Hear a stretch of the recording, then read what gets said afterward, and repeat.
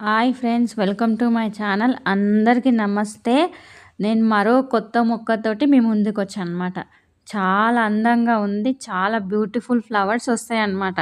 ఈ మొక్క చూడండి ఎంత వెరైటీగా ఉన్నాయి. అసలు నేను ఎప్పుడు ఇలాంటి మొక్కలను చూడలేదు. ఇలాంటి పూలను చూడలేదన్నమాట. అబ్బా! చాలా అందంగా ఉంది ఈ మొక్క అసలు. మరి ఇంత అందమైన మొక్క గురించి మనం ఏ విషయం తెలుసుకోకపోతే ఎలా? నేను ఈ మొక్క గురించి చెప్తా. ఈ మొక్కను అసలు ఏమంటారంటే హైమనోకాలిస్ లిట్టోలారిస్ అనే పిలువబడే మొక్క అన్నమాట. అయితే సాధారణంగా దీని ఇంకొక పేరు ఏంటంటే బీచ్ స్పైడర్ లిల్లీ అని పిలుస్తారు. ఇది లాటిన్ అమెరికాలోని వెచ్చని తీర ప్రాంతాలకు చెందిందనమాట. మరియు అనేక ఉష్ణమండల దేశాల్లో విస్తృతంగా పెరుగుతుంది. ఇది సహజంగా మారింది ఈ మొక్క. అయితే బీచ్ స్పైడర్ లిల్లీకి పెద్ద పరిమాణంలో పెరిగే కంటైనర్ అవసరం అన్నమాట. జీవితం యొక్క మొదటి సంవత్సరంలో చిన్న మొక్కలను కూడా చాలా గాలరకుండ లేదా అంతకంటే పెద్ద కుండ అవసరం అన్నమాట. ఈ బల్బు ఆధారిత మొక్క పెద్దది అవసరమైనప్పుడు మీకు తెలియజేయడానికి ప్రస్తుతం ఉన్న కుండను పగలగొడుతుంది. ఈ మొక్క జాతి సమర్థవంతంగా పెరగడానికి ఒక నిర్దిష్ట నేల మిశ్రమం, చాలా నీరు, సూర్యరశ్మి అవసరం అన్నమాట. తీర ప్రాంతాల్లో పెరిగే వార్షిక గుల్మకాండ మొక్క అన్నమాట. దీనిని ఇంటి లోపల మరియు ఆరు బయట పెంచుకోవచ్చు. హైమనోకాలిస్ లిట్టోలారిస్ మొక్క ఆకులు పొడుగుగా చెంచా ఆకారంలో ఉంటాయన్నమాట. అంచులు రంపంతో ఉంటాయన్నమాట. అయితే ఈ మొక్క ఇంటి లోపల పెంచుకోవాలనుకుంటే ముందుగా మొక్క నుండి చనిపోయిన ఆకులను తొలగించి మీ కుండను 2 అంగుళాల లోతు వరకు మట్టితో నింపుకోవాలి. హైమనోకాలిస్ లిట్టోలారిస్ పెంచడానికి మీరు దాని నుండి రాళ్ళు మరియు చెత్తను తొలగించడం ద్వారా నాటడానికి నేలను సిద్ధం చేసినట్టే. నేల బాగా పెరగాలంటే ఈ నేలలో బాగా పెరగాలంటే దానికి ఎరువులు గుణంగా చాలా అవసరం అన్నమాట. మీ మొక్క ఎక్కువగా లేదా తక్కువగా పోకుండా ఉండడానికి మీరు క్రమం తప్పకుండా నీరు పెట్టాలి. వేసవి నెలల్లో మీ మొక్క వేళ్ళను చల్లగా ఉంచడానికి సహాయపడితే మీరు దాని చుట్టూ మాల్చ్ వేయవచ్చు. పీచు నాచు లేదా కంపోస్ట్ చేసిన ఎరువు తప్ప మీరు ఏ రకమైన మట్టినైనా ఉపయోగించవచ్చు. ఎందుకంటే అవి మీ మొక్క యొక్క వేళ్ళను దెబ్బతీస్తాయి. మీ మొక్కను నాటడానికి ముందు నేల బాగా పారుదల ఉండేలా చూసుకోవాలి. తద్వారా మీరు ఎక్కువసేపు అక్కడ నిలిచిపోకుండా మరియు దాని వేళ్ళు సరిగ్గా పోషించడానికి బదులుగా వాటిని ముంచివేస్తుంది. ఇది పూర్తయిన తర్వాత మీ కాలిస్ లిట్టోలారిస్ను దాని పాత్రలో ఉంచండి. తద్వారా దాని వేళ్ళు మాత్రమే ఒకదానికొకటి తాకుతూ ఉంటాయి. అయితే ఈ మొక్కను ఎలా నిర్వహించాలి అంటే మీ తోట ముందు భాగంలో నాటడానికి అనువైన అందమైన మొక్క. మీరు దానిని బాగా పెంచుకోవాలనుకుంటే ఇక్కడ కొన్ని చిట్కాలు ఉన్నాయన్నమాట. పూర్తి ఎండలో పెరగనివ్వండి మరియు వేసవి నెలంతా తేమగా ఉండేలా చూసుకోండి. వేసవిలో క్రమం తప్పకుండా నీరు పెట్టే షెడ్యూల్ను నిర్వహించండి. వారానికి ఒకసారి అనువైందనమాట. మీరు డ్రిప్ గొట్టాలు లేదా నీరు ఒక కోణంలో కారుతూ దాని కింద ఉన్న ఆకులను నేరుగా తడి చేయకుండా ఉండే ఇతర పద్ధతులను ఉపయోగించకపోతే తలపై నుండి నీరు పెట్టడం మానుకోండి. ప్రతి 2 వారాలకు సగానికి పలచన చేసిన సమతుల్య ద్రవ ఎరువులను వేయడానికి వసంతకాలం మరియు వేసవి కాలం ఉత్తమ సమయాలన్నమాట.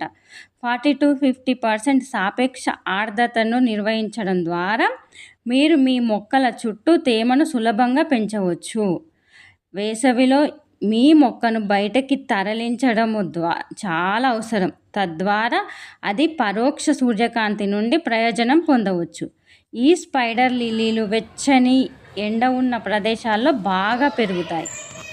అయితే ఇది సాంప్రదాయ చైనీస్ వైద్యంలో గాయాలు మరియు వాపులను ఆకులను భావ్యంగా ఉపయోగిస్తారట. మధ్య అమెరికాలో హైమనోకాలిస్ మొక్క యొక్క గడ్డలను తరచుగా సాంప్రదాయ వైద్యంలో ఉపయోగిస్తారు.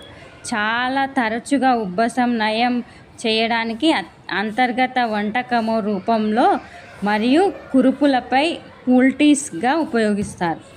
ఈ పువ్వులను అప్పుడప్పుడు దగ్గు కషాయంలో కూడా వాడుతారు. అయితే సగటున ఈ మొక్క జాతులు చాలా తక్కువ సమస్యలను ఎదుర్కొంటాయి. పుష్పించడము లేకపోవడము లేదా చిన్న పువ్వులు ఉత్పత్తి కావడం చాలా తరచుగా ఎదుర్కొనే పరిస్థితుల్లో ఒకటన్నమాట. మీ మొక్క వికసించకపోతే ఎరువులు లేకుండా 1 నెల సమయం ఇవ్వండి. నేల తేమను నిర్వహించడానికి మరియు దానికి సాధారణం కంటే చీకటి వాతావరణాన్ని ఇవ్వడానికి నీరు త్రాగుట తగ్గించండి. మీ మొక్క ఇంకా వికసించకపోతే నేల తగినంత తేమగా ఉందని మరియు తగినంత వెలుతురు లభిస్తుందని నిర్ధారించుకోండి. మీరు ఎప్పుడైనా మీ మొక్కను బయటికి తీసుకెళ్తే ప్రతిరోజు దాన్ని పరిశీలించాలి. నత్తలు మరియు స్లగ్లు ఈ మొక్క ఆకులను తినడానికి ఇష్టపడతాయి కాబట్టి అవి ఉన్నప్పుడల్లా వాటిని వదిలించుకోవడం అవసరము. మీరు కనుక ఈ మొక్క నత్తలతోటి గనక బాధపడినట్టయితే నా వీడియో ఉంది, లింక్ డిస్క్రిప్షన్ బాక్స్లో ఇస్తా. నత్తలను నయం చేయడానికి అంటే నివారించడానికి తగిన జాగ్రత్తలు ఎలా తీసుకోవాలి అనేది నేను వీడియో చేసిన. నా వీడియో ఉంటుంది, నేను లింక్ డిస్క్రిప్షన్ బాక్స్లో ఇస్తా. తప్పకుండా వినండి. మీరు ఈ నత్తల నుండి విముక్తి లభిస్తుందన్నమాట. ఇన్ని విషయాలు చెప్పినా కదా, ఇంతకీ ఈ బీచ్ స్పైడర్ లిల్లీని తెలుగులో ఏమని పిలుస్తారు? కేసర చెట్టు, లక్ష్మీనారాయణ చెట్టు, ఇంకా చెంగల్వ, ఇంకా విషముంగలి చెట్టు, కొన్నిసార్లు విషముంగలి చెట్టు అని పిలుస్తారనమాట. ఇలాంటి పేర్లు ఉన్నాయి తెలుగులో. అబ్బా ఎంత బాగున్నాయో అసలు పేర్లు అయితే. మరి ఇంతకీ దీని గురించి కొన్ని విషయాలు తెలుసుకుందాం. ఈ చెంగల్వ మొక్కల భాగాన్ని జీర్ణాంతర రుగ్మతలు మరియు చర్మ వ్యాధులు, జ్వరం, చెవి దిమ్మలు, టాక్సిలిడిస్, గవదబిళ్ళలు, హెర్నియా, రుమటిజం, మూత్ర సమస్యలు, ఎముక పగుళ్ళు, విషానికి విరుగుడుగా ఉపయోగిస్తారన్నమాట.